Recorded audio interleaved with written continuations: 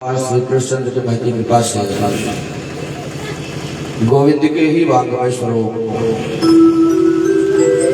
श्रीमद् भागवत सप्ताह यानी 21 पावन सत्र में हम सब खष्टम दिवस की मंगलमय पावन बेला में भागवत भागीरथी में अवगाहन करने के लिए उपस्थित हैं। मुख्य यजमान की भूमिका में माननीय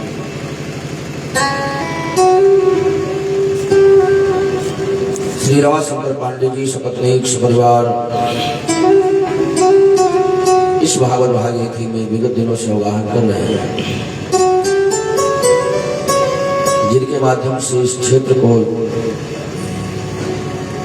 देव दुर्लभ श्रीमद् भागवत सप्ताह यानी कि इस पावन सत्र में भागवत भागीरथी में अवगाहन करने का सौभाग्य सुलभ हुआ है। आज की इस मंगलमय मेला में हम लोग कथा में प्रवेश करें, उसके पूर्वन और वाणी को पावन करने के लिए प्रभु को याद करते हुए कथा में आगे बढ़े। कैसे मिलन हो तेरा, कैसे मिलन हो तेरा, मोहन जरा बता दे। कैसे मिलन हो तेरा, मोहन जरा बता दे। कैसे मिलन हो तेरा, मोहन जरा बता दे। कैसे मिलन हो तेरा, मोहन जरा बता दे। मुझको मेरे कदम की ऐसी तो ना सजा दे। मुझको मेरे कदम ऐसी तो ना सजा दे। कैसे मिलन हो तेरा, मोहन जरा बता दे। कैसे मिलन हो तेरा, मोहन जरा बता दे।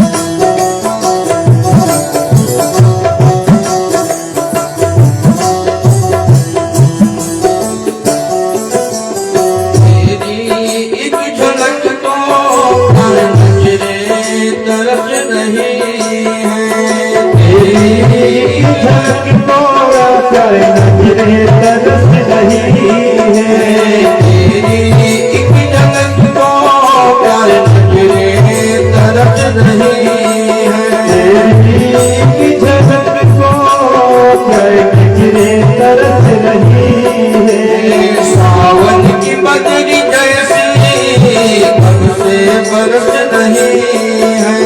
सावन की बदरी जैसी कब से बरस नहीं है। सावन की बदरी जैसी कब से बरस नहीं है। सावन की बदरी जैसी कब से बरस रही है। कहीं बन न जाए सागर, कहीं बन न जाए सागर, पल पल टपक टपक के। कहीं बन न जाए सागर, टपक टपक के। कैसे मिलन हो तेरा, मोहन जरा बता दे। कैसे मिलन हो तेरा, मोहन जरा बता दे।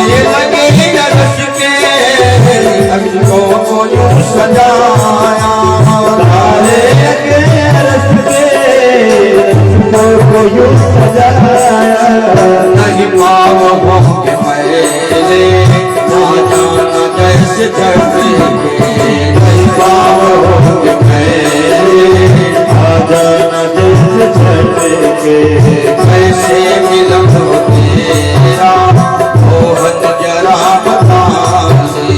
कैसे मिलन हो तेरा मोहन जरा बता दे।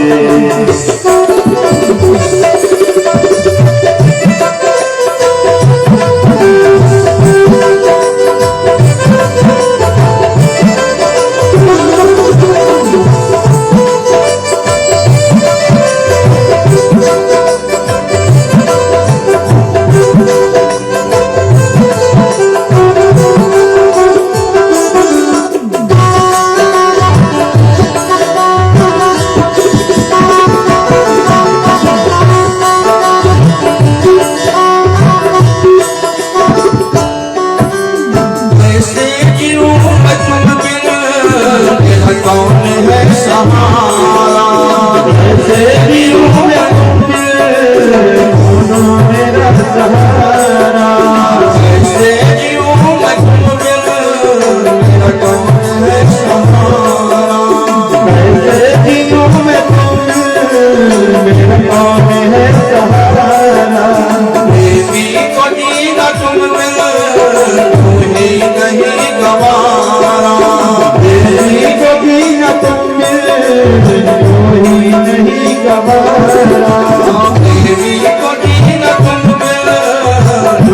नहीं गवारा देवी को जीना तुम नहीं गवारा। तो मेरा जाओ जितनी खत्म बन तो मेरा जाओ कैसे मिलन हो तेरा मोहन जरा बता दे। मिलन हो तेरा मोहन जरा बता दे। मुझको मेरे करम की ऐसी तो ना सजा दे। मुझको मेरे करम की ऐसी तो ना सजा दे। कैसे मिलन हो तेरा मोहन जरा बता दे। कैसे मिलन हो तेरा मोहन जरा बता दे। कैसे मिलन हो तेरा मोहन जरा बता दे। कैसे मिलन हो तेरा मोहन जरा बता दे। कैसे मिलन हो तेरा मोहन जरा बता दे। मोहन जरा बता दे। कैसे मिलन हो तेरा मोहन जरा बता दे। कैसे मिलन हो तेरा मोहन जरा बता दे। मोहन जरा बता दे। मोहन जरा बता दे। मोहन जरा वृंदावन बिहारी लाल की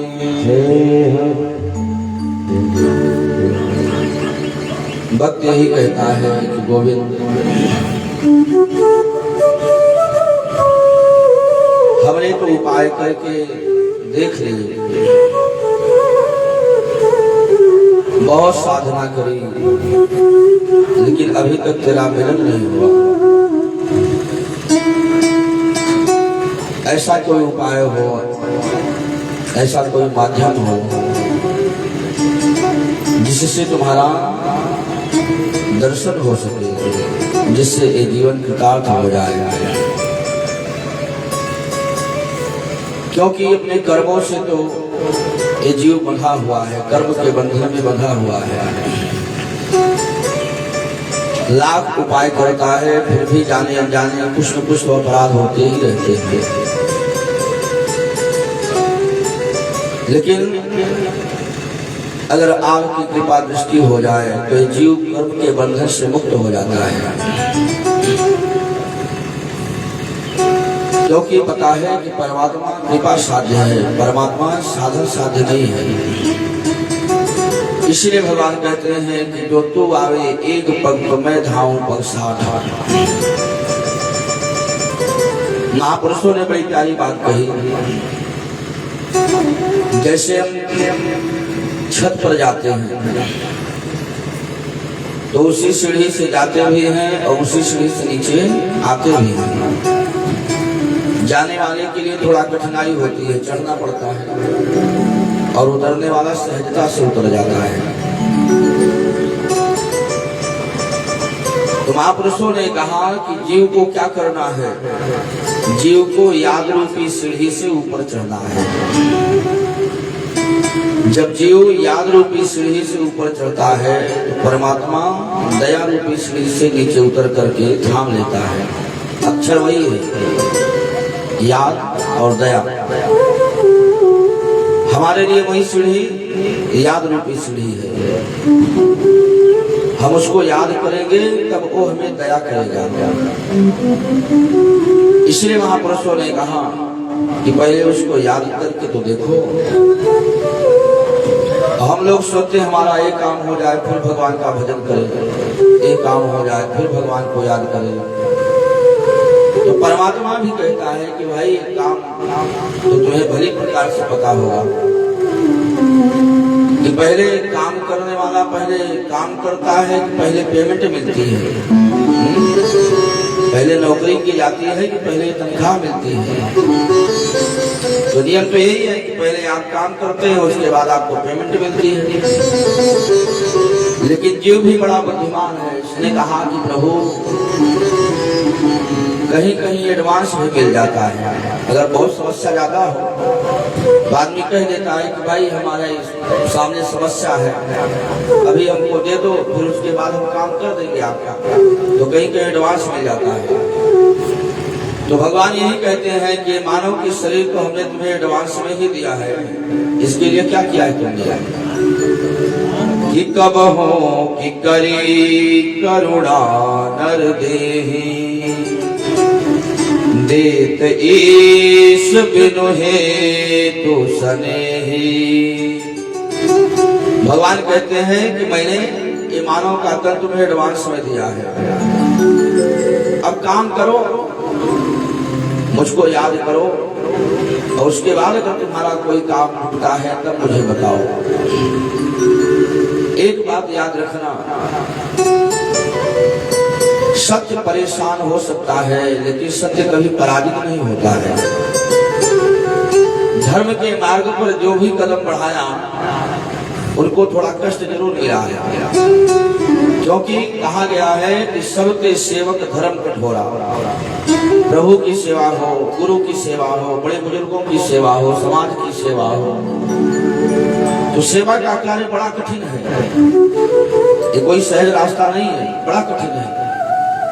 तो कठिनाई तो होगी, लेकिन कहा धर्म का मार्ग आगे चल करके जीवन में सुख जरूर लाता है। ये मार्ग बड़ा सुखद है, आगे थोड़ा झंझट है सामने। इसलिए महापुरुषों ने कहा कि प्यारे, सत्य परेशान हो सकता है लेकिन सत्य कभी पराजित नहीं होता है। तो ईश्वर ने हमें मानव तन दिया है, तो हम साधन करके हार गए। तो वही भक्त कहता है कि प्रभु तू ही कोई मार्ग बता दे जिससे हमारा कल्याण हो जाए। देखो गोपिकाओं ने भी कल हम लोग श्रवण कर रहे थे,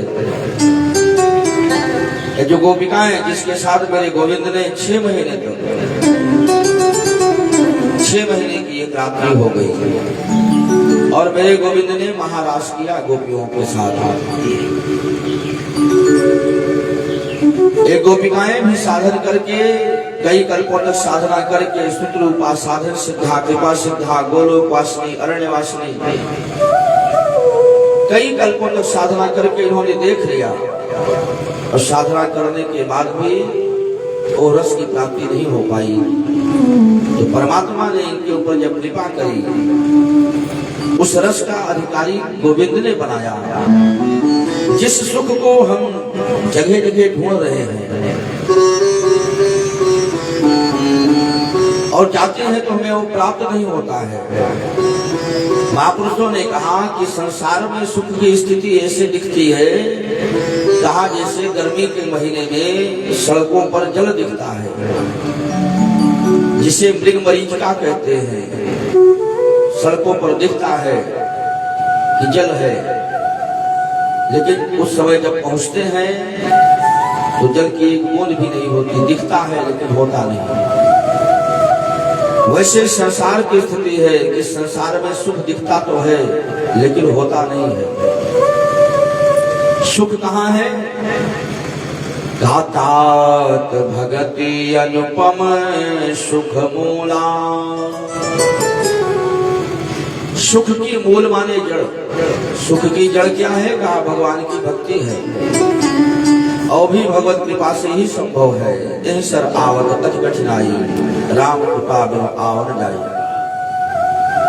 कल हम लोगों ने श्रवण किया गोपिकाओं को गोविंद ने कृपा करके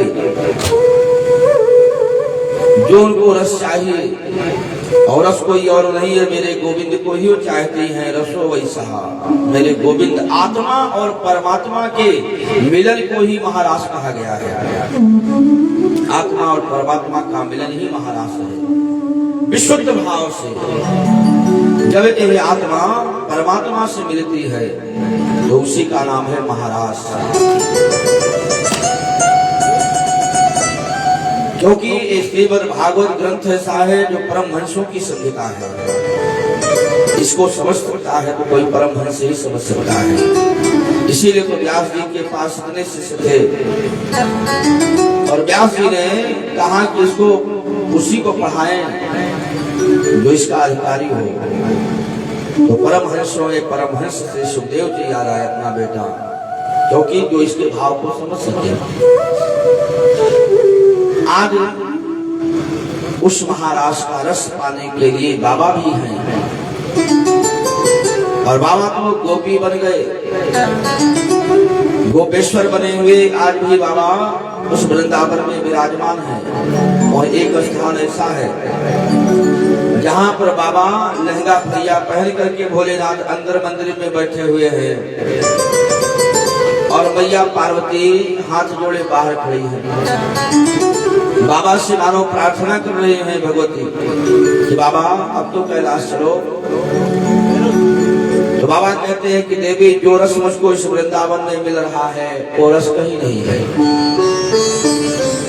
वृंदावन कैसा है? कहा भक्ति नृत्य यत्र च,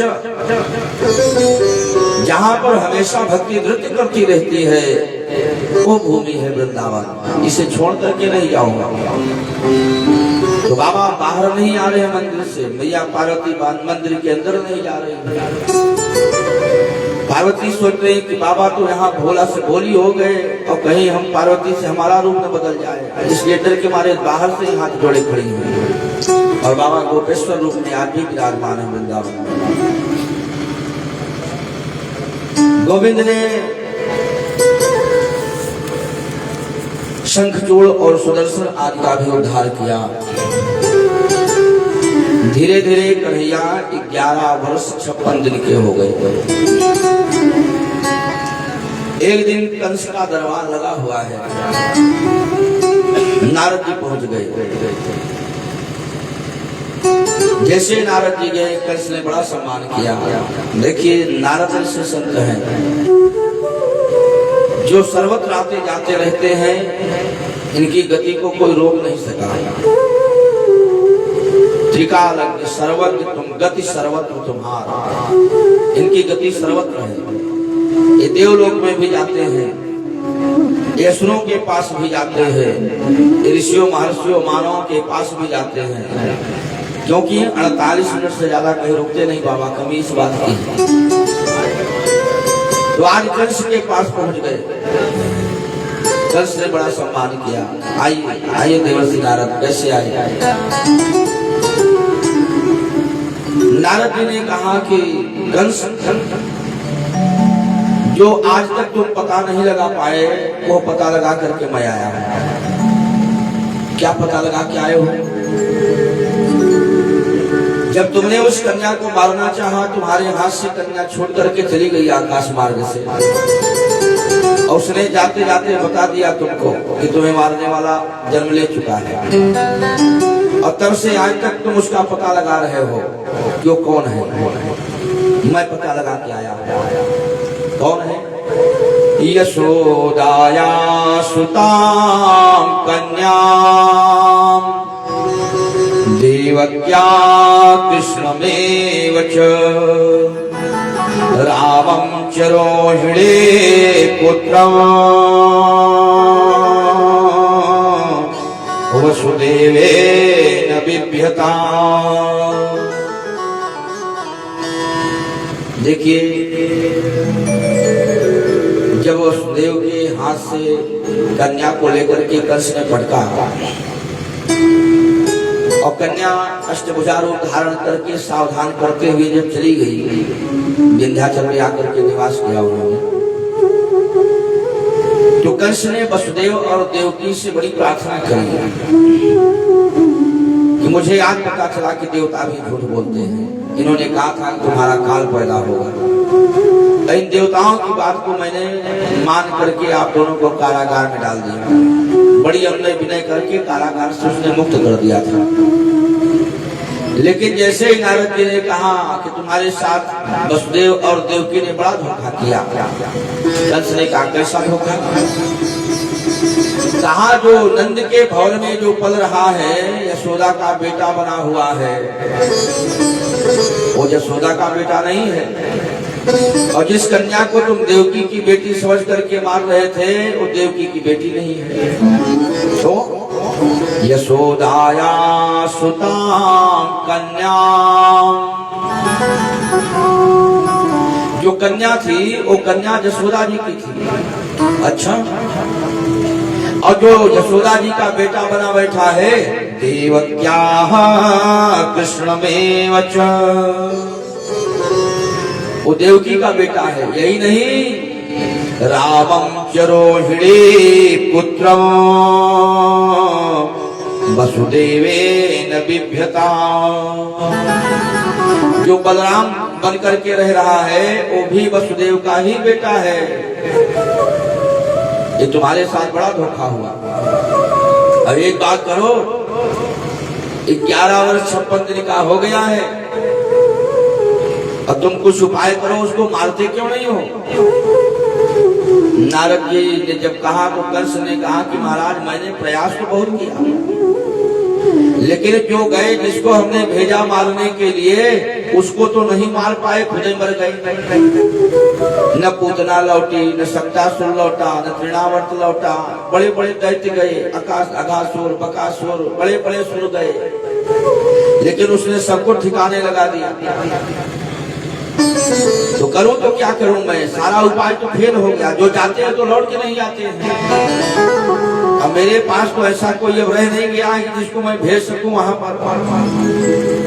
तो नारद जी ने कहा कि तुम्हारे पास एक उपाय है। कहा क्या? कहा तुम्हारे पास एक शंकर जी का धनुष रखा हुआ है, तो कहा उसी के धनुष यज्ञ का आयोजन करो, मेला रखो और परसों रखो इसको, और दोनों को यही बुलवा लो। अपने क्षेत्र के सभी लोगों को निमंत्रण देना, उनको दोनों को भी बुलवा लेना और यही आ जाएंगे, मार देना यहीं पर। कंस ने हाथ जोड़ा, नारद जी से कहा अरे गुरु जी आपने तो मेरा पूरा मार्ग ठीक कर दिया, बहुत सही बात बताई आपने। अब नारद जी ने डेट रख दिया, परसों बुलवाओ। ठीक है महाराज। अब वहां से जब इधर आए तो भगवान गाय चढ़ा के लौटे थे ग्वाल बालों के सहित। नारद जी मिल गए बीच में, दंडवत प्रणाम किया भगवान को। नारद जी ने पूछा कि प्रभु एक बात बताओ, कहा कि आप कंस को कब मारोगे? भगवान ने कहा कि हमको क्यों जरूरत पड़ी है किसी को मारूंगा? अरे भाई, किसी को हमको मारने की आवश्यकता क्या है? उसके कर्म ही उसको मारते हैं। जैसे जानकी जी को और बंदरों के सहित जब भगवान विमान में बैठा करके पुष्पक विमान में, और जब अयोध्या के लिए वापस हुए विजय प्राप्त करने पर, तो जानकी जी को राम जी युद्ध भूमि का दर्शन करा रहे थे, बता रहे थे खला दैत्य है, इसको इसने मारा, इस राक्षस को इसने मारा, इनको इसने मारा। तो जानकी जी ने कहा कि रावण को किसने मारा? तो राम जी ने नहीं कहा कि रावण को मैंने मारा। भगवान ने यही कहा कि निज यज्ञ गयो कुमार मरग गामी निज अध गयो। भगवान कहते हैं कि मैं किसी को मारता नहीं हूं। रावण को रावण के पाप ने मारा, रावण के पाप के कारण उसकी मृत्यु हुई, रावण के पाप ने ही मार दिया। तो ऐसे गोविंद भी कह रहे हैं नारद जी से कि हमें किसी के मारने की आवश्यकता क्या है, उसके पाप मारेंगे और उसका पाप का घड़ा भर चुका है, समय आने पर तो फूटेगा ही। नारद जी ने कहा कि ज्यादा समय मत लगाओ, उसको परसों निपटाओ, समय मत लगाइए। भगवान ने कहा कि एक बात बताओ, कंस से कह करके क्या आ रहे हो? वहां भी तो गए थे। नारद जी ने कहा कि प्रभु आप तो हमारे स्वभाव से परिचित हो, हमारा काम ही है कि कल्याण हो सकता है। हाँ, तो भगवान ने कहा कि तारीख परसों की वहां भी रख के आए हो, परसों की तारीख यहाँ भी बता रहे हो। हाँ, तारीख क्लियर कर दिया नारद जी ने कि परसों की डेट है। भगवान ने कहा ठीक है, आप चिंता मत करो, समय आने पर सब होगा। और इधर रात्रि में ही कंस ने अक्रूर को बुलाया, क्योंकि अक्रूर ही ऐसे हैं जिसके ऊपर ब्रजवासी भरोसा कर सकते हैं। अक्रूर को बुलाया कंस ने, भैया अक्रूर हमारा रथ ले लो और रथ लेकर के तुम वृंदावन चले जाओ और किसी भी तरीके उन दोनों बालकों को यहाँ ले आओ यज्ञ देखने के लिए। तुम्हारा क्या करोगे? कहा जिस समय यज्ञ होगी और मेला चलता रहेगा उसी समय धोखे में उन दोनों को मार दूंगा। अब अक्रूर को लगा कि है तो बड़ा दुष्ट, अब छोटे छोटे से बालक हैं। तो अक्रूर ने कहा मनोरथान करो तुझे जनो दैव हतानपि। अक्रूर जी ने विचार किया कि अपने अपने मनोरथ को पूरा करने के लिए तो हर कोई प्रयास करता है। हर आदमी चाहता है कि मैं जो चाहता हूं हमारा मनोरथ पूरा हो जाए, लेकिन कहां अपना सोचा होत नहीं, हरि सोचा तत्काल, और बलि चाहा आकाश को तो भेज दिया पाताल। तो अपना सोचा नहीं होता है। अक्रूर ने कहा, समझाया अक्रूर ने कंस को कि महाराज ये विचार ठीक नहीं है, किसी को धोखे में रख करके उसके प्राण लेना ये अच्छी बात नहीं है, ये विचार आप त्याग दो। और जो अक्रूर ने थोड़ा समझाने का प्रयास किया, कंस ने कहा कि अक्रूर तुमको वृंदावन जाना है कि नहीं जाना है? हाँ या ना में बताओ, और नहीं तो तुम मेरे विचार को तुम भली भांति जानते हो। अक्रूर समझ गए कि लगता है कि अगर नहीं गया मैं तो हमको ही निपटा देगा, इसका क्या भरोसा दुष्ट। अक्रूर ने भी कहा कि वो चलो जो ईश्वर करेंगे वही होगा। मथुरा से वृंदावन जाने में कहा जब रथ से चले तो कहा समय लगने वाला है 20-25 मिनट, आधा घंटे, लेकिन अक्रूर जी को लग गए 10 घंटे। जहाँ आधे घंटे में सफर तय होने वाला था वो 10 घंटे लग गए। क्यों? क्योंकि अक्रूर जी जब चले तो अक्रूर जी मनोरथों में खो गए, अपने ध्यान में लग गए। जिस गोविंद के चरणारविंद की साधना बड़े बड़े योगी करते हैं, जिन गोविंद के चरणारविंद की उपासना 33 कोटि देवता करते रहते हैं, और जरा सा भी उनका चेहरा यदि नजर आ जाए तो बड़े बड़े योगी पागलों की भांति नाचने लगते हैं। अगर देवताओं को, ब्रह्मा को, भगवान शिव को यदि साधना करते हैं, ध्यान लगा करके बैठते हैं, और अगर मेरे गोविंद के चरणों के अंगूठे के अगर चंद्रिका दिख जाती है, अंगूठे के थोड़े से जो चंद्र के आकार जैसा बना है अगर उतना भी दिख जाता है तो दोनों मगन हो जाते हैं। और आज मेरा सौभाग्य कैसा है, आज उन गोविंद के मैं मुखमंडल का दर्शन करूंगा, उनका दर्शन करके मैं कृतार्थ हो जाऊंगा। और विचार करने में इतने खो गए कि घोड़े चलना बंद हो गए। कहीं घोड़े पानी पी रहे हैं, कहीं घोड़े घास चल रहे हैं, और रथ में बैठे हुए अक्रूर जी ध्यान में खोए हुए। काफी समय बीत गया, 10 घंटे लग गए आधा घंटे के सफर को पूरा करने में। अंधेरा हो गया। किसी तरीके जब वृंदावन में पहुंचे तो उस समय गोविंद गाय चरा करके वापस हुए थे। भगवान के चरणों के जो चिन्ह थे वो आज वृंदावन की गलियों में आप दिखाई पड़ रहे थे। उनके चरण चिन्हों को जैसे ही देखा अक्रूर जी ने, अब अक्रूर जी रथ से नीचे उतरे और उसी चरण रज में लौटने लगे। देखिए, महापुरुषों के चरणों की रज हो, सदगुरुदेव भगवान के चरणों की रज हो, भगवान के चरणों की रज हो। चरण से ज्यादा महत्वपूर्ण उस चरण की रज का है। जहां भी देखिए उस रज की महिमा का ही वर्णन किया गया है। अगर केवल भी भगवान के चरणों से मुझे कोई आपत्ति नहीं है तो डर किस बात का है? डर है आपके चरणों में जो धूल लगी हुई है वो करामाती है, क्योंकि ये चरणों की जो रज है वही महत्वपूर्ण है। बाबा तुलसी ने भी हनुमान चालीसा लिखी तो उसमें यही लिखा कि श्री गुरु चरण सरोज रज।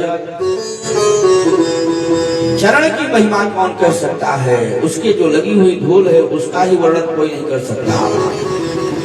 रज ही कैसी है? श्री गुरु चरण सरोज रज, निज मन मुकुर सुधार, बरनो रघुबर विमल जसो, जोदायक फलचार। इस मलिन मन रूपी दर्पण को सदगुरुदेव भगवान के चरणों की रज, भगवान के चरणों की रज निर्मल बना करके और धर्म अर्थ काम मोक्ष चारों देने वाली है। इसलिए आज जैसे ही अक्रूर जी ने देखा तो चरणों की रज आज मेरे गोविंद के मुझे मिल गई, और आज अक्रूर जी रथ त्याग करके लगे लौटने। शाम हो गई और शाम होते होते कहा जब नंद भवन में पहुंचे, नंद बाबा ने बड़ा स्वागत किया। आओ अक्रूर जी। कैसे आए? अक्रूर जी ने सारी बात बताई। भोजन आदि करने के बाद जब अक्रूर जी लेट गए, नंद बाबा से काफी देर बातें होती रही।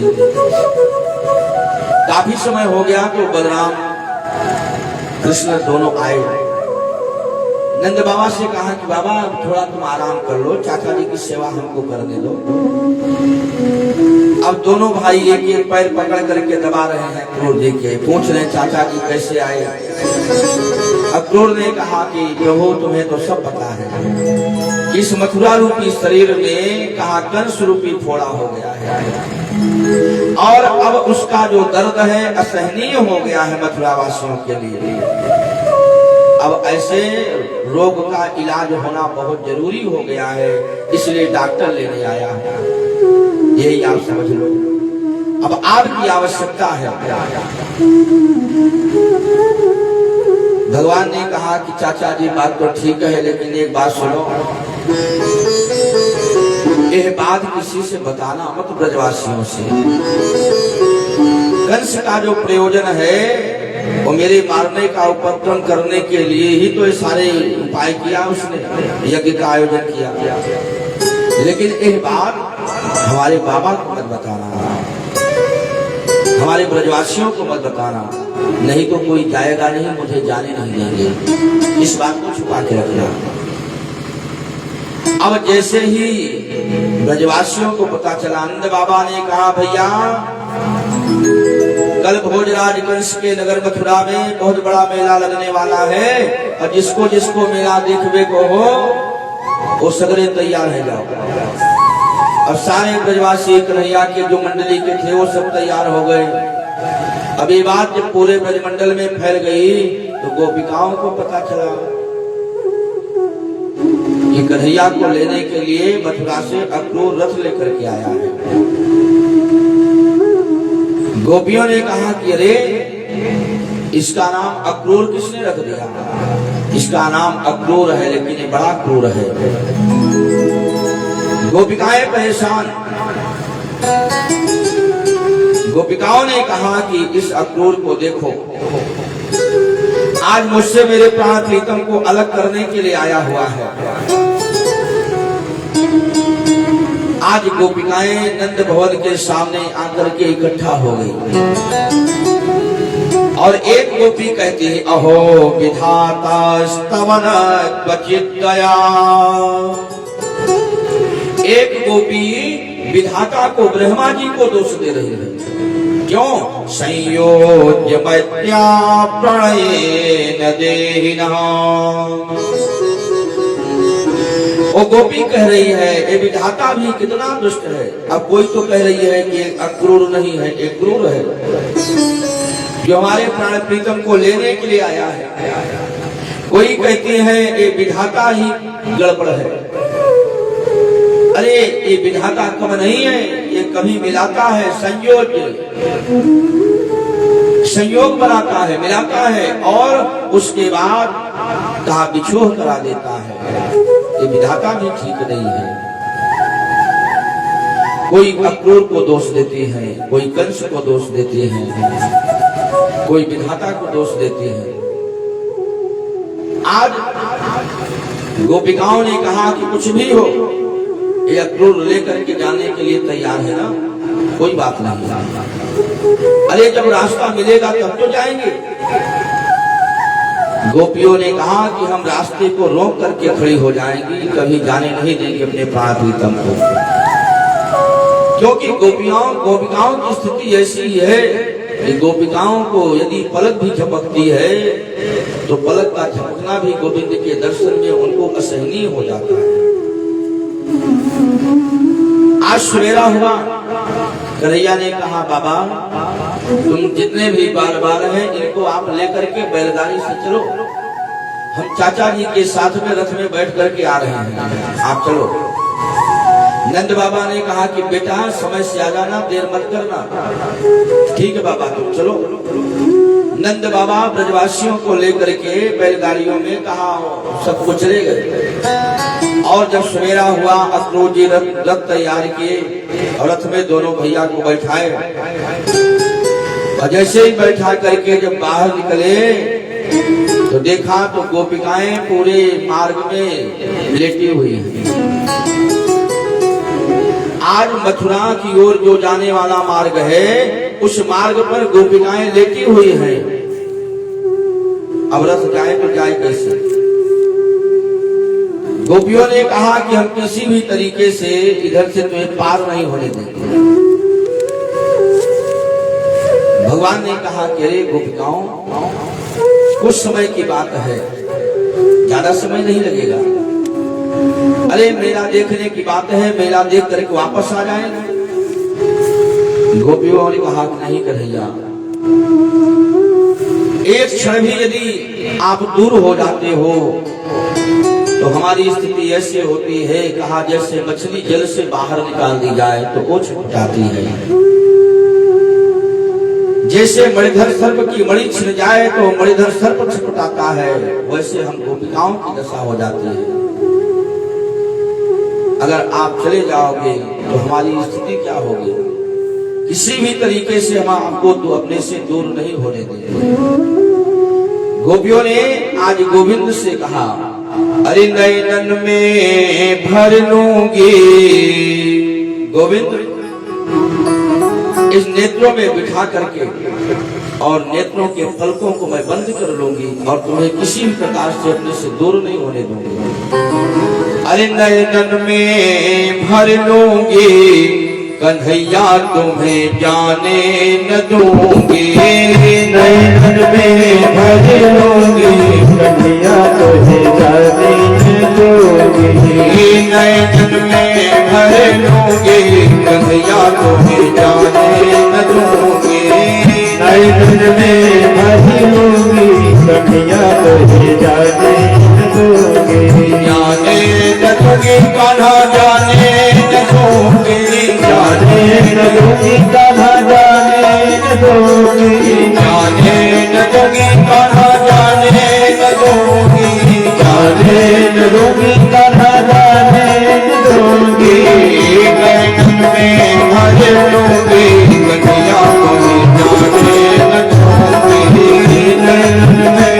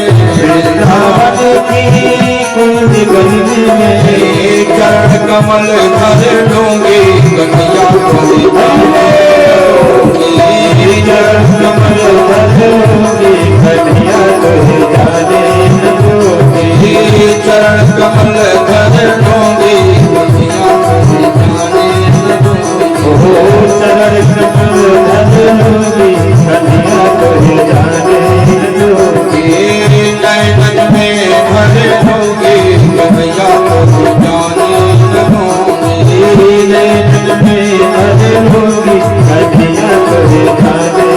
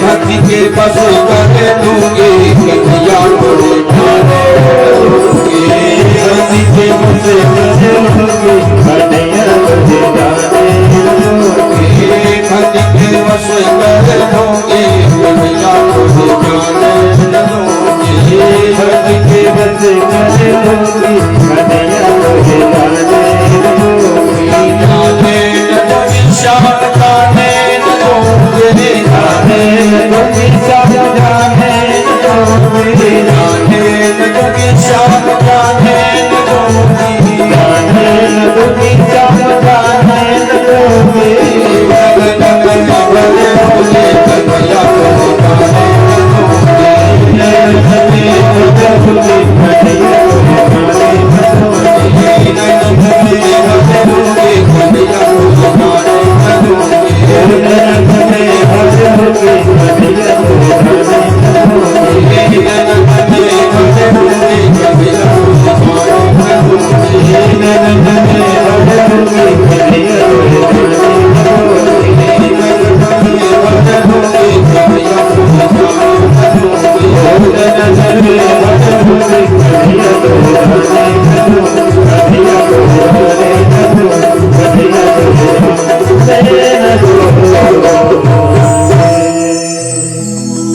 गोपियों ने कहा कि गोविंद भक्ति के बंधन में ऐसे बांध देंगे कि आपको इस वृंदावन से दूर नहीं जाने देंगे।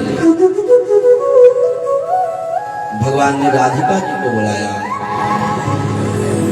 एकांत में राधिका जी से कहा कि तुम्हें तो पता है अगर मैं इस वृंदावन से यदि मथुरा नहीं गया तो तुम्हें तो पता है कि फिर मेरी लीला का विस्तार कैसे होगा,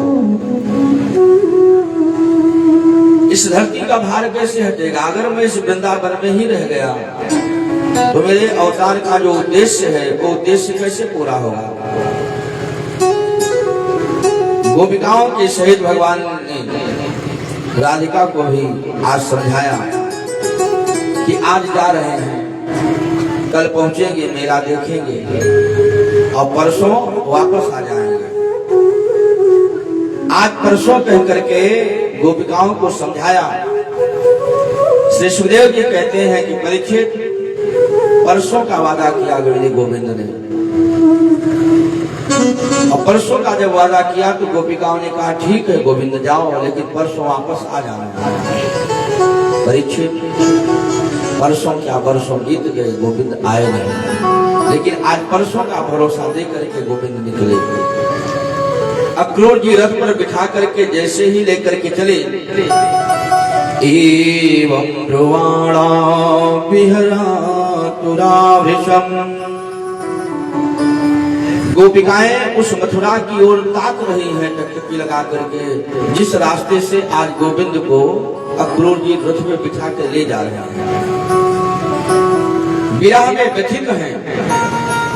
श्री सुखदेव जी कहते हैं कि देखो ये गोपिकाएं हैं जिनके बच्चे भी खड़े हैं वहीं पर, जिनके पति भी हैं, सास ससुर भी हैं, सबके बीच में हैं। लेकिन कहा कि आज दुनिया कुछ भी कहे, जो परमात्मा को पकड़ लिया, जिससे संबंध हो गया परमात्मा का, दुनिया उसको कुछ भी कहती है, क्योंकि दुनिया जानती है जो परमात्मा का हो गया, जो परमात्मा से जुड़ गया और संसार के काबिल नहीं रहता। बाबा तुलसी ने एक अर्धाली लिखी है। आजकल लोग कहते हैं, कई जगह लोग मिल जाते हैं, महाराज आज तक किसने भगवान को देखा? कोई हमको दिखाए तो हम माने।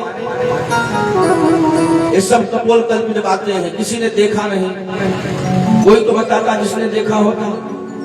तो बाबा तुलसी ने अर्धाली बड़ी प्यारी लिखी है कि भैया परमात्मा को जानना चाहते हो, लेकिन परमात्मा के जानने के पहले तो जान लो कि परमात्मा को जान पाता कौन है, कौन जानता है उसको, कौन देख पाता है। बाबा तुलसी कहते सोई जाने जहि देहु जनाई, जिसको वो जनाना चाहे वो जानता है। अच्छा, तो जी इतने दिनों से, कई युगों से लोग साधना कर रहे हैं, किसी को तो जनाया होगा, तो उसने बताया किसी को? कहा क्या बताएगा भाई? बरसात होती है और बरसात होती है तो बूंद जमीन पर भी पड़ती है, वृक्षों पर भी पड़ती है, और बूंद समुद्र पर भी गिरती है, समुद्र में भी। तो बूंद बूंद तभी तक रहती है जब तक बूंद समुद्र में नहीं गिरती है, तभी तक बूंद है। और जब वो जल की बूंद जब समुद्र में गिर गई तो फिर बूंद कहाँ? फिर वो तो विराट हो गई ना।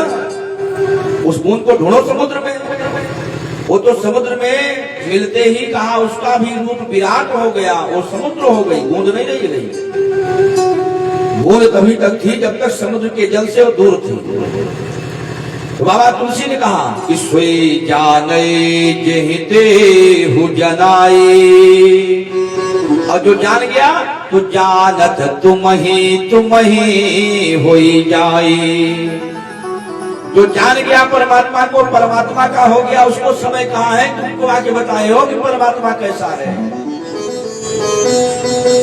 तो अब वो परमात्मा का हो गया तो दुनिया के काबिल नहीं रहता, तो दुनिया कहती है पागल है, हाँ? क्योंकि दुनिया स्वार्थी है ना भाई।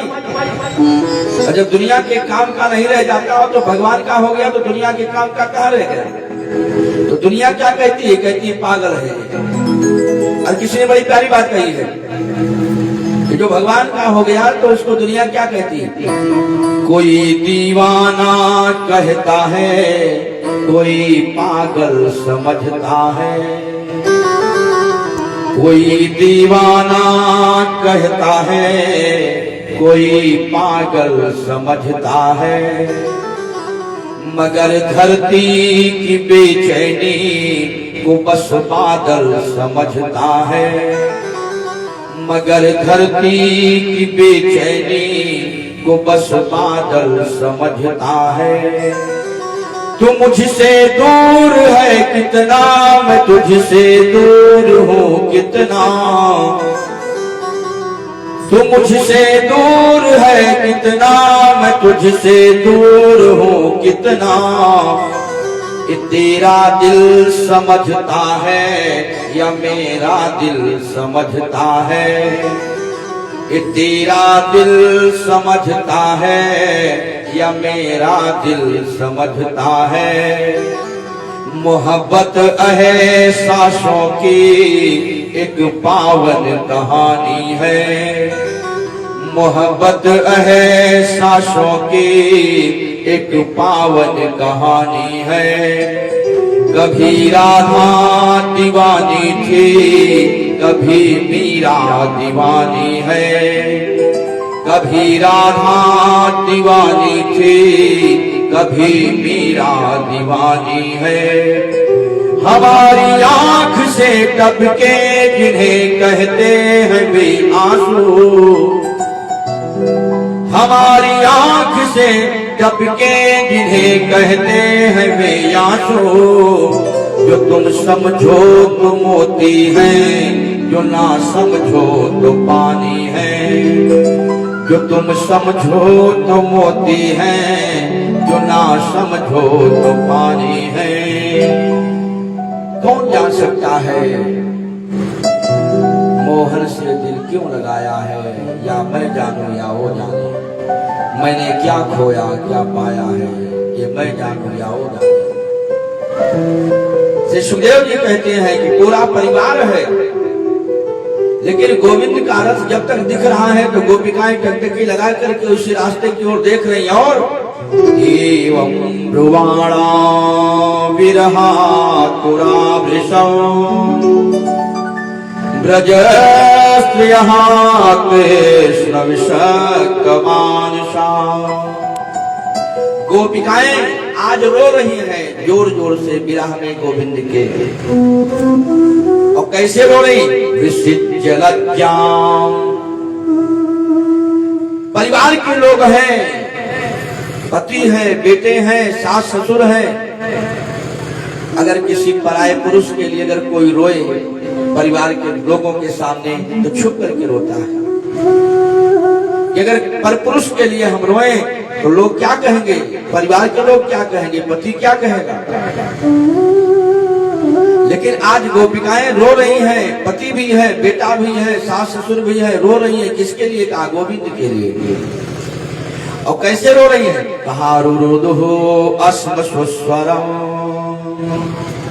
गोपिकाएं रो रही है तो श्री सुखदेव जी कहते हैं सुस्वरम, स्वर ताल लय मात्रा में रो रही है। अगर आज कोई रोता है, कुछ देर रोता रह गया तो लोग कहते भैया चुप कराओ, शांत कराओ, काफी देर से रोते रोते दिमाग खराब कर दिया।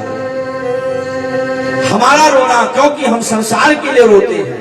गोपिकाएं भी रो रही हैं, लेकिन गोपिकाएं रो रही हैं तो गोविंद के लिए रो रही हैं। इसलिए सुखदेव जी कहते हैं आज उनका रोना भी अच्छा लग रहा है, उनका रोना भी मधुर लग रहा है। क्यों? क्योंकि वो मनमोहन के लिए रो रही है, वो परमात्मा के लिए रो रही है। और हम रोते हैं तो लोगों को अच्छा नहीं लगता। क्यों? क्योंकि हम संसार के लिए रोते हैं। अरे रोना ही है तो उस कन्हैया के लिए रो। आज गोपिकाएं इसीलिए आज रो रही हैं तो अपने प्रीतम के लिए रो रही हैं, गोविंद के लिए रो रही हैं। इसलिए सुखदेव जी कह रहे हैं विसिज्य लज्जाम रुरुदुहु स्वस्वरम। और रो रही है जोर जोर से, चीख चीख करके, और एक ही शब्द मुख से निकल रहा है गोविंद दामोदर माधवेति। हे गोविंद, हे दामोदर, हे माधव, हे मनमोहन, हमें छोड़ करके कहाँ जा रहे हो? आज जब तक रथ दिखता रहा तब तक गोपिकाएं उस मार्ग में बैठी रही। आज अक्रूर जी लेकर के चले। अक्रूर जी अपने मन में सोच रहे हैं इन छोटे छोटे सुकुमार बालकों को मैं लेके जा रहा हूं। मुझे पता है कि कंस इनको धोखे से मारने के लिए ही ये आयोजन किया है, और मैं कितना भागा हूं जो इनको मौत के पास लेके जा रहा हूं। क्योंकि कभी कभी वात्सल्य भाव में बह जाते हैं अक्रूर जी।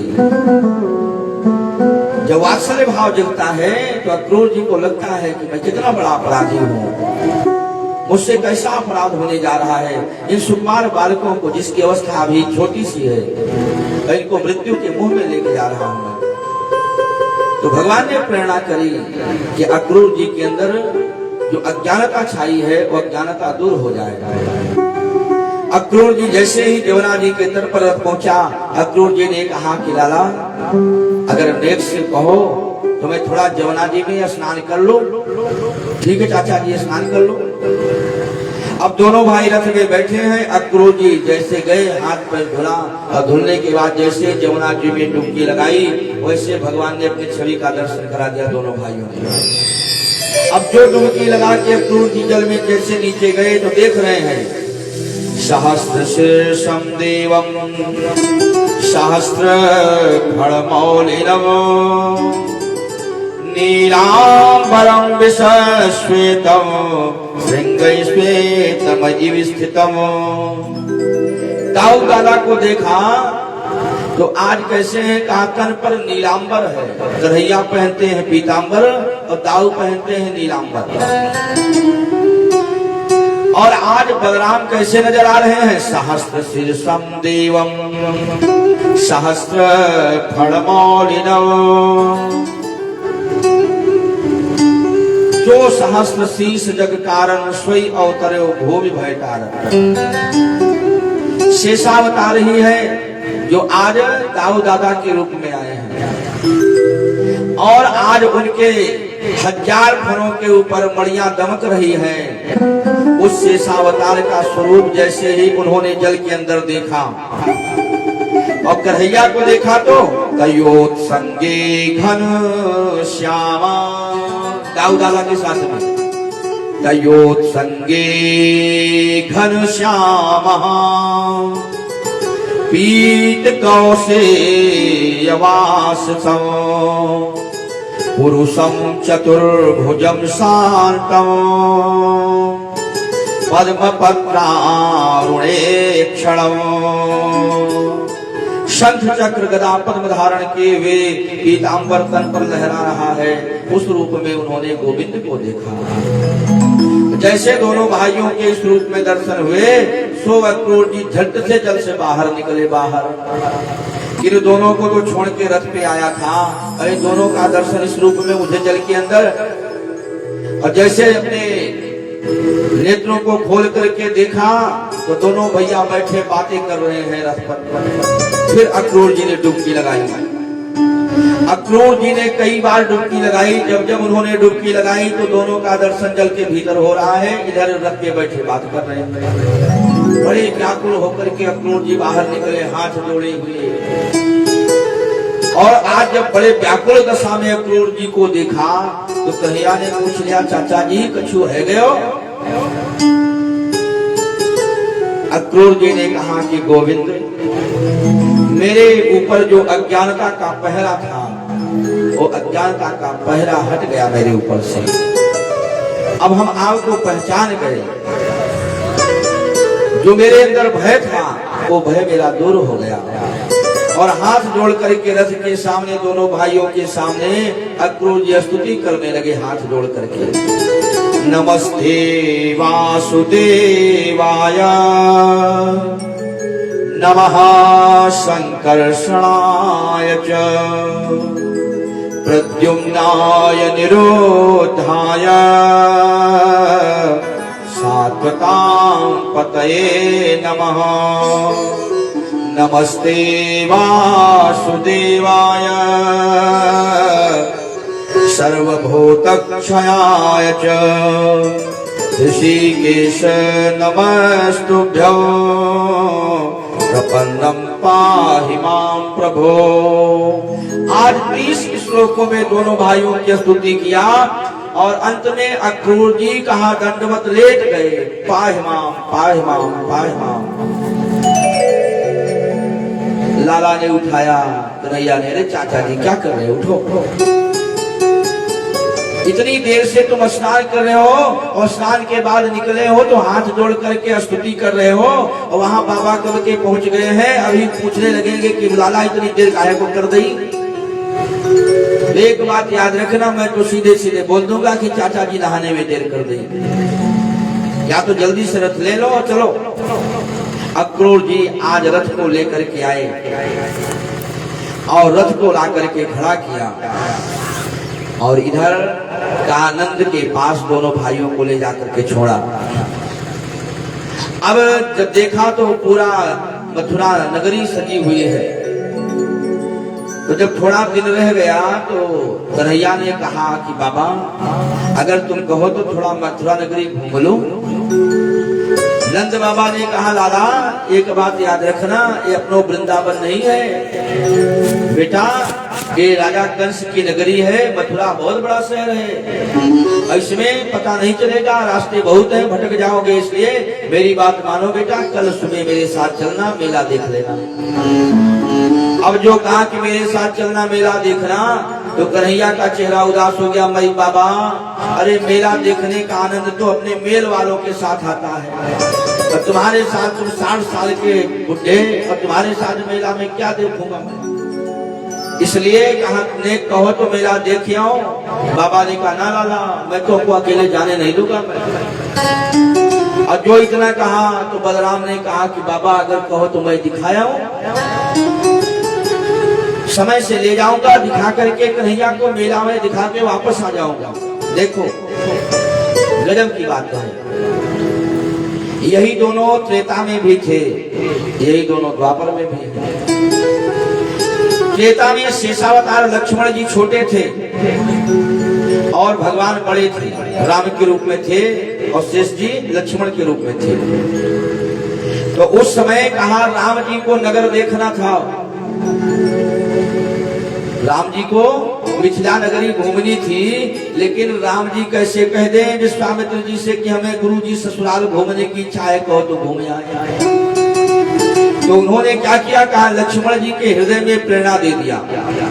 लखन हृदय लालसा विषेकी, और जाई जनकपुर आई देखी।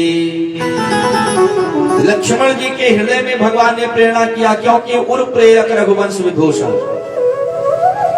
और जो प्रेरणा किया तो लक्ष्मण जी के अंदर जब प्रेरणा हुई तो राम जी को लगा कि इसको अगर मैं प्रेरित करूंगा तो गुरु जी से कहेगा कि गुरु जी अगर कहो तो हम थोड़ा मिथिला नगरी घूम ले, तो इसी के सहारे हम भी घूम लेंगे ससुराल। लेकिन लक्ष्मण जी के हृदय में प्रेरित तो किया, लेकिन लक्ष्मण जी मुस्कुरा रहे, लक्ष्मण जी कुछ बोले नहीं। राम जी ने देखा कि कुछ बोल नहीं रहा है, इसको मैं प्रेरित कर रहा हूं कि बोले, लेकिन लक्ष्मण जी का मन ही मन मुस्कुरा रहे हैं। प्रभु भय बहुर मन ही मुस्काही, आज मुस्कुरा रहे हैं, कुछ बोलते नहीं। तो अंत में राम जी को सिफारिश करनी पड़ी गुरु जी से, गुरु जी नाथ लखनपुर देखन चाही। अबे कैसे कहें कि हम देखना चाहते हैं। लक्ष्मण जी का सहारा लिया कि लक्ष्मण जी अगर देखना चाहते हैं कि नाथ लखनपुर देखन चाही। तो विश्वामित्र ने कहा कि जब नाथ लखनपुर देखन चाहिए तो हमसे काहे न कहानी, जब उनको देखना है तो हमसे क्यों नहीं कह रहे हैं, तुम काहे सिफारिश कर रहे हो, जिसको देखना है वो कहे। तो राम जी ने कहा कि गुरु जी आपका डर है, प्रभु सकोच डर प्रकट न कहानी। अच्छा तो तुम सिफारिश क्यों कर रहे हो ये बताओ। तो राम जी ने कहा कि गुरु जी अगर आप कहो तो हम इनको घुमाएं। तो विश्वामित्र ने कहा कि इसके पहले कभी आए हो मिथिला, इसके पहले कभी आए हो जनकपुर। राम जी ने कहा नहीं, आया तो नहीं हूं। तो कहा कि घुमाने तो वो ले जाएगा जिसको रास्ते की जानकारी हो, जो पहले घुमा हो। और जब तुम भी पहली बार आए हो तो तुम क्या घुमाओगे इनको। अगर घुमाना है, इनको घूमना है तो तुम परेशान मत हो। लक्ष्मण को देखना है, तुमको तो नहीं देखना, नहीं हमको नहीं देखना है। तो ठीक है, आराम से बैठो, हम जनक जी को सूचना दे रहे हैं, कोई सैनिक अपना भेजेंगे, वो ले जाएगा लक्ष्मण जी को घुमा लाएगा, तुम आराम से बैठो। राम जी ने सोचा सब गड़बड़ हो गया। तो विश्वामित्र जी जानते हैं कि राम जी क्या देखना चाहते हैं और क्या दिखाना चाहते हैं। ये जनकपुर है, प्रेम की नगरी है, और इस नगर में जो रहने वाले जो लोग हैं कोई साधारण नहीं है। कहा पुर नर नारी सुभग सुचि संता, और धर्मशील ज्ञानी गुणवंता, ये सब संत हैं। और ए प्रभु इनको दर्शन दे करके इनके नेत्रों को सुफल करना चाहते हैं। इसलिए विश्वामित्र ने कहा कि जाई देख आवहु नगर, सुख निधान दो भाई, करहु सुफल सबके नयन, सुंदर बदन दिखाए। तो त्रेता में भगवान छोटे थे, वो त्रेता में भगवान बड़े हैं, शेष जी छोटे हैं। तो वहां भगवान दिखाने के लिए गए, और यहाँ द्वापर में भगवान छोटे हैं, दाऊ दादा बड़े हैं। तो दाऊ दादा ने कहा बाबा तुम कहो तो हम दिखाएं लाला को, ठीक है जाओ, लेकिन समय रहते वापस आ जाना। ठीक है बाबा। अब जैसे ही लेके चले तो ब्रजवासी जिससे सत्संग में एक साथ जब निकले मथुरा की गलियों में, अब उस मथुरा की गलियों में कंस के सैनिक बढ़िया सजे धजे कोई आ रहे हैं जा रहे हैं, वो तो नगरी थी। अब उनके कपड़ों को देखा तो ब्रजवासियों ने कन्हैया से कहा, लाला। कन्हैया ने कहा, भैया भैया इन कपड़े में तो बिल्कुल भिखारी लगे हम सब। हाँ? ये देखो कंस के नगर में रहने वालों के कपड़े देखो, हमारे कपड़े देखो। तो कहा, भैया अगर कपड़े ठीक ठाक होते तो ठीक था, नहीं तो हमारी तो इज्जत चली जाएगी इससे। अब देखा तो उसी समय कंस का जो धोबी है, वो धोबी कपड़े सही करके गठरी बांध करके वो लेके जा रहा था। भगवान ने कहा कि मामा जी प्रणाम। धोबी ने कहा, रे मूर्खों गंवारो, मैं तुम्हारा मामा कैसे? भगवान ने कहा, रे कंस हमारे मामा हैं तो तुम भी तो हमारे मामा ही हुए, तो हमारा रास्ता रोक के क्यों खड़े हो? कहा है जो तुम कपड़े लिए हो ना, ये कपड़े हमको दे दो, हम लोग पहन ले। अब जो कहा तो धोबी ने कहा, अरे तुम मूर्ख हो, गंवार हो, अरे ये राजाओं महाराजाओं के कपड़े हैं, तुम्हारे जैसे गंवारों के लिए नहीं है। और जो भगवान को बार बार उसने गंवार कह करके पुकारा तो भगवान एक चाटा मारा उसको, धोबी को। श्री सुखदेव जी कहते हैं कि परीक्षित रजकस्य कराग्रेण शिरः कायाद पातयत। जैसे भगवान ने एक चाटा मारा तो धोबी का एक ही चाटे में सर कट करके अलग हो गया, धम्म से गिरा धोबी। अब जैसे ही धोबी के सर कट के अलग हुए, कहा वैसे ही कहा भगवान ने कहा, भैया गठरी उठाओ, जिसकी जो मर्जी है सो पहन लो।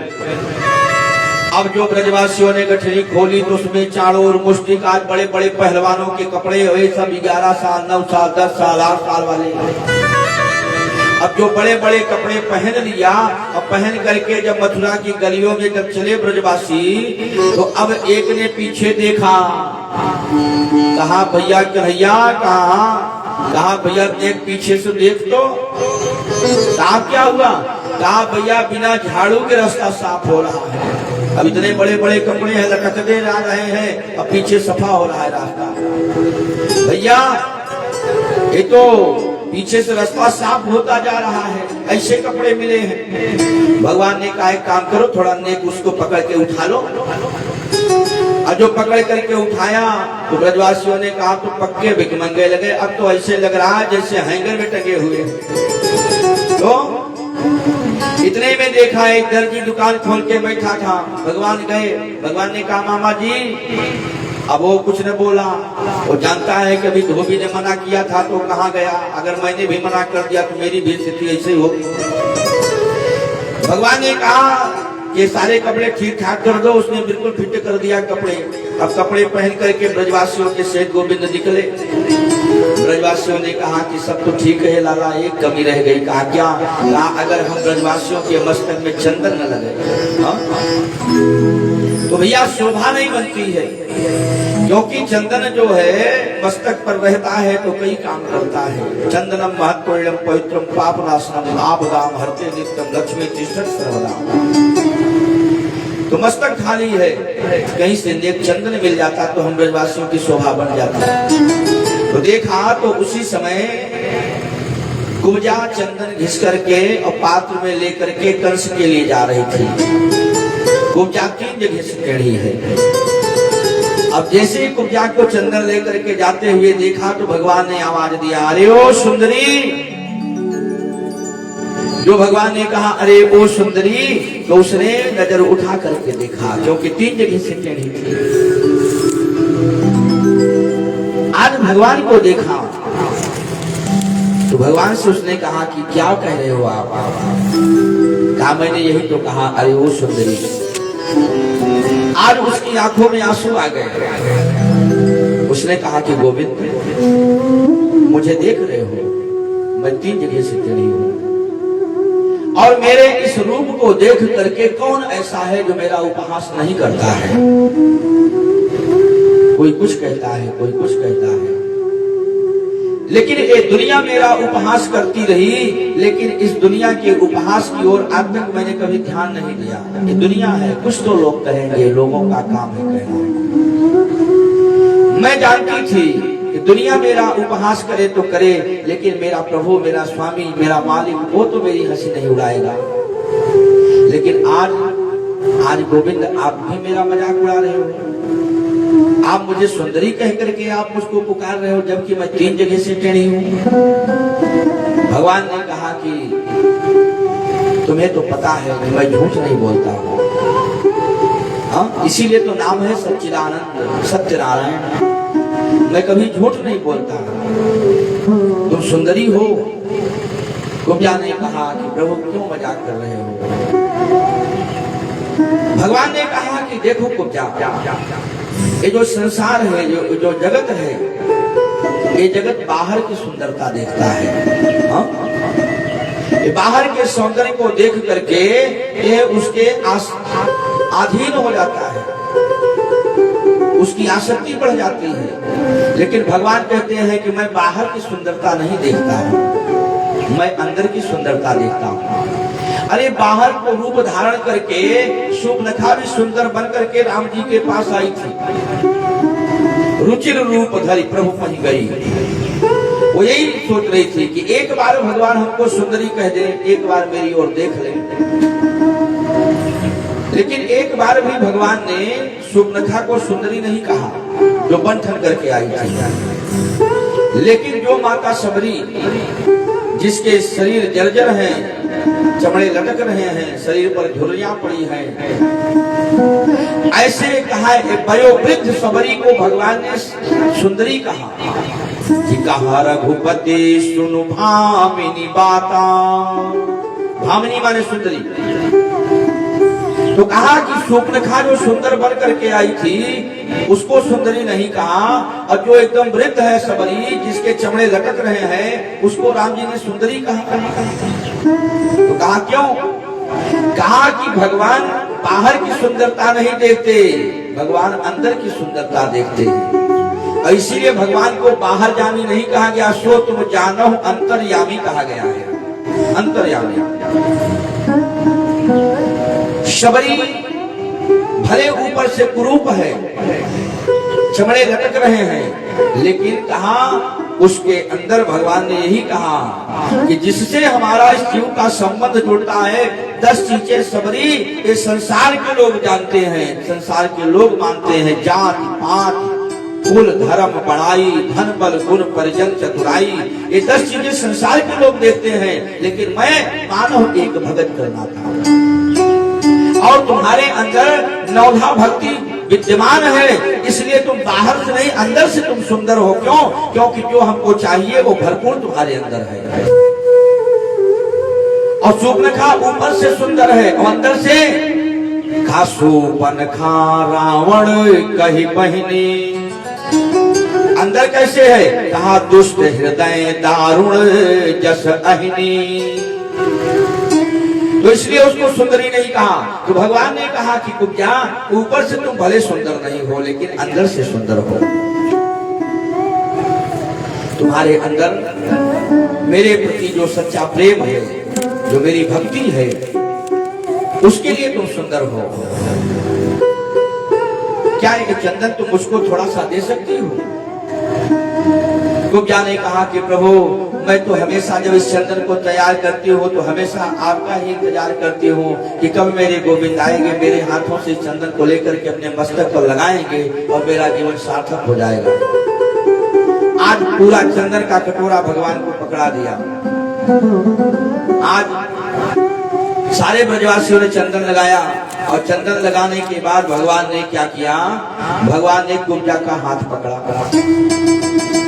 और जो कुब्जा का हाथ पकड़ा, दाऊ ने कहा कन्हैया क्या कर रहे हो? कन्हैया ने कहा दाऊ दादा थोड़ी देर रुको, 1 मिनट। अरे इसने चंदन दिया है हमको, अरे तो तुम क्या कर रहे हो? भगवान ने क्या किया? भगवान ने दोनों पैर, उसके पैर के अंगूठे को भगवान ने पैर से दबाया, और एक हाथ उसके ठुड्डी पर लगाया, और एक हाथ उसके कमर के पास लगाया। अब बलराम कहे कन्हैया ये अपने वृंदावन की गोपी नहीं है, ये मथुरा नगरी है और कंस की ये दासी है, और कहीं कंस को पता चल गया ना तो समझ लेना भैया सब गड़बड़ हो जाएगा। भगवान ने किया क्या कहा, कमर के पास हाथ लगाया, एक हाथ ठुड्डी पर लगाया और पैरों को दोनों पैरों से दबाया, और भगवान ने ऐसा जोर का झटका दिया कि जो कुंजा जो 3 जगह से टेढ़ी थी बिल्कुल सीधी हो गई कुंजा। बोले वृंदावन बिहारी लाल की। भगवान ने कहा कि कुंजा तू बाहर से भी अब सुंदर हो गई और अंदर से भी तो सुंदर है ही तो। कुंजा ने कहा कि प्रभु कभी सेवा का मौका हमको भी तो दीजिए, मैं अपने घर पर आपको अतिथि बनाकर आपकी सेवा करना चाहती हूँ। भगवान ने कहा ठीक है, मौका तुम्हें जरूर मिलेगा। अब आज भगवान ब्रजवासियों के सहित आज जैसे ही मथुरा की गलियों में गुजरे, अब पूरे मथुरा नगरी में एक ही बात सुनाई पड़ रही, भैया अरे पूतना मारवे वालों आयो है, कोई कहता है गोवर्धनधारी आयो है। अरे अब तो पूरे मथुरा में, क्योंकि आज तक लोगों ने सुना था इन्हें को छोरा 7 वर्ष को 7 दिन तक अपने बाम हस्त की कनिष्ठिका उंगली पर 7 कोष के गोवर्धन को उठा करके रखा था। अरे गोवर्धनधारी आयो है। भाई लोगों को आश्चर्य हो रहा था सुन करके, 7 साल का लड़का और 7 दिनों तक 7 कोष के गोवर्धन को हाथ के एक अंगुली के नखाग्र पर धारण किया है, वो कैसा होगा देखने में।